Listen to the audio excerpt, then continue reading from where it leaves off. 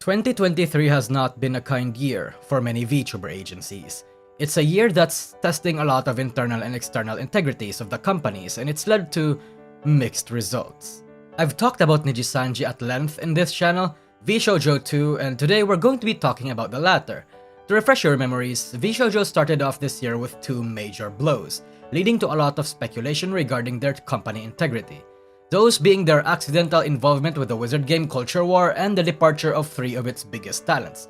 Well, the first one was, it's not that important, the second one was huge. It spoke a lot about their internal situation, as Weibei and Nianer's leaving made some implications about the girls probably getting less than desirable contractual terms. Not as bad as Niji most likely, but still unfavorable. Iron Mouse too was saying about how she was still negotiating with the company, leaving the idea open that she might leave if things weren't set right. Kason too was saying that she'll 100% leave VShojo if there was a company out there with a bigger offer. All these kinds of shit. However, the Silverveil departure was the one that actually got some ears perked, as her leaving from the company was not exactly graceful. She essentially threw some shade around Iron Mouse and overall her relationship with the members in the company itself. You have to understand, unlike Nijisanji, where there's essentially graduations every month, a VShojo member leaving is heavy. There's only few of them, and all of the members here are basically superstars of the EN scene. Me personally, I got the idea that VShojo and Nijisanji and Hololive and the big people in the industry have something of a fierce political thing going on. People have to be careful on which VTubers to trust, watch out to not step in the wrong toes. Even the big boys have to be careful and walk on eggshells, those kinds of shit. And honestly, I have always thought that that was the case. Just that this was the indication for me that it was getting heated up there right now. But with the advent of Henya and Kuro and then Madara Khan, a lot of people have started to get the idea that, hey, VShojo is starting to get the upper hand. That VShojo is getting better. Why is that, Nusagi? Hasn't VShojo always been that good?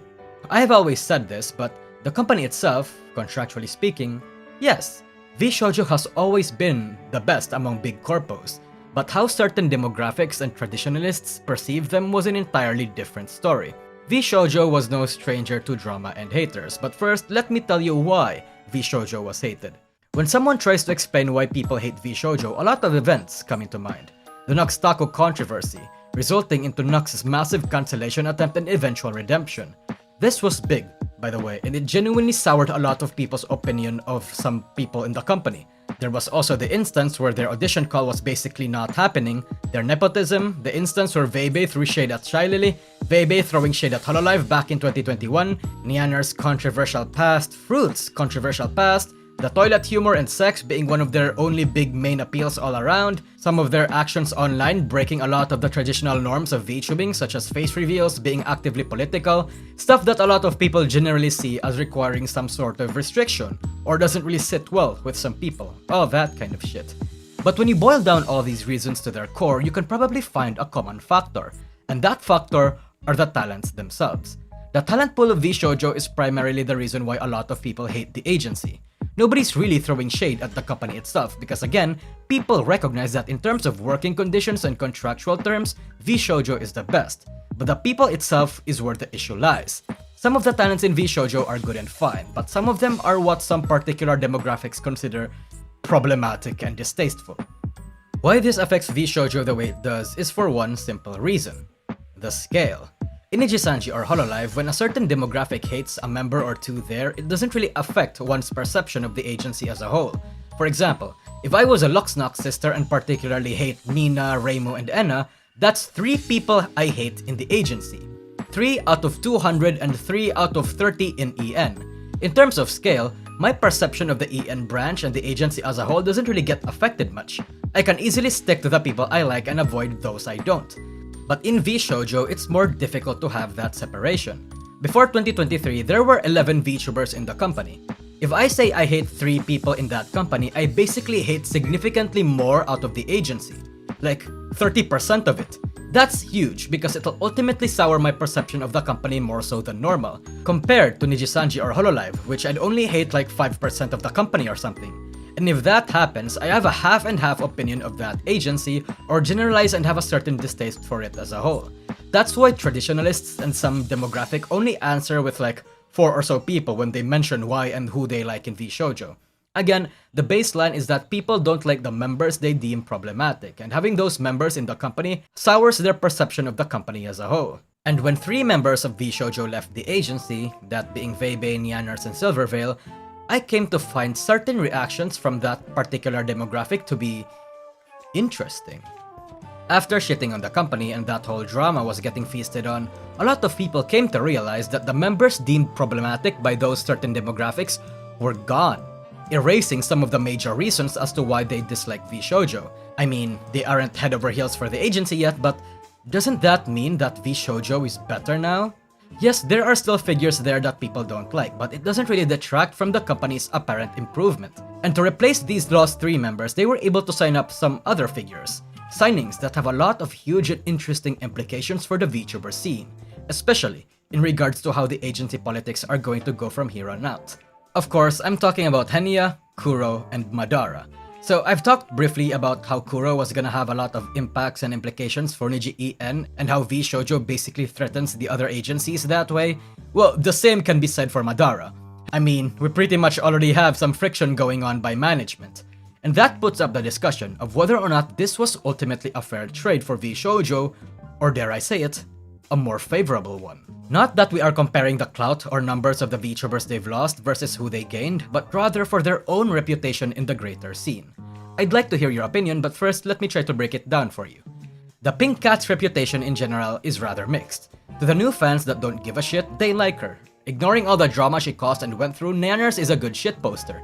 Not ignoring all the drama that she went through, many people would probably say that she's more than that. In a bad way, I mean. She was very antagonistic and vocal during the Noxtaku drama. She has a controversial history in the internet, especially in regards to 4chan and how she appealed to lolicons but now hates lollies. And because of that, a certain demographic views her as a hypocrite, especially when she says all these things but has a lolly-esque appeal. An appeal that she has now started to shed honestly, but one that still holds water in many people's minds. Silvervale didn't really get much hate or any real controversy back then that I remember, though you can correct me in the comment if there is. The only real drama that she was involved in was her involvement with the Wizard Game saga, but even then she got out of that situation ultimately victorious. But after that, she left VShojo in a bridges burned behind her kind of fashion, throwing shade at Iron Mouse and the company as a whole. This left a lot of people conflicted on what to feel. Whereas Veibai has a lot of history being dissy about a lot of things. She threw shade at Hololive based on publicly untrue information back in 2021. Threw shade at Shylily when she was beginning to get popular, referring to her as someone less. Though this is a matter that seems to be rectified behind the scenes, as Shylily is very positive in her interactions with her. Overall, she's someone that has no filter on the things she says, for better or for worse. Now, I'd like to emphasize that I don't personally have these opinions, it's just me condensing a lot of grievances people say online. I don't want people misconstruing or making the impression that I fucking hate VShojo. In any case, let's look at the poaches. Henya. Most people don't really have a reason to hate Henya. She was and still is drama-free. Literally one of the most wholesome VTubers out there. Unless you are one of those that fucked around during the Wizard Game War, she's a VTuber that no one can get wrong. Kuro has generally a lukewarm reputation. A lot of people recognize that he didn't really cater to his fanbase in Luxiem the same way Vox did, but he was quite emotionally sensitive, leading to some conflicts with him in his audience. And for certain demographics, he is what many people would consider a menhera, and in other cases, ignorant. In any case, a portion of his old fanbase was rabid and obsessive. Even if he didn't really do a lot of parasocial BFE stuff, in fact, he was against it. Like actively against it. He didn't even pretend to support or tolerate it. And it led to some of his obsessive fans turning against him. Madara didn't really have that much issues. I don't really recall Nina having big drama, however, instead small instances that piled on top of each other that eventually grew problematic. She also had a tendency to say jokes that a lot of demographics consider distasteful and made them uncomfortable. I mean, hell, shit got a bit of traction in TikTok actually. In a way, she too was someone who struggled a bit in recognizing boundaries and seemed to not really have a filter on the things she says, for better or for worse. That being said, all of these talents, both that left and joined, have their own individual contributions, merits, and good aspects that benefit VShojo and the industry as a whole. The reason why I am generalizing their reputation around their yabs is again because I am explaining to you the weighting scale between those that left and those that just joined, based on how they affect VShojo's image in general. And ultimately, I want your opinions to be formed by you and your experiences with these VTubers, not some random guy in the internet. I just find the shift rather interesting and wanted to talk about it with all these informations in mind. I have no doubt VShojo will continue to find and poach more talents from big and small agencies. Many people will not like that, but honestly I think that's a good thing. If nothing really threatens the traditional big companies and they don't start treating their talents right, VShojo is literally right there, waiting to catch those talents if something happens, and I think that's ultimately the biggest effect these recent big poaches have in the industry as a whole. VShojo was crippled a couple months ago for the things that happened, and now they seem to not just be recovering from their loss, but also gaining strength from it, which is cool. So what do you think? Is VShojo better or healing, quote-unquote, or whatever? Let me know in the comments down below. And yeah, that's really about it. See ya.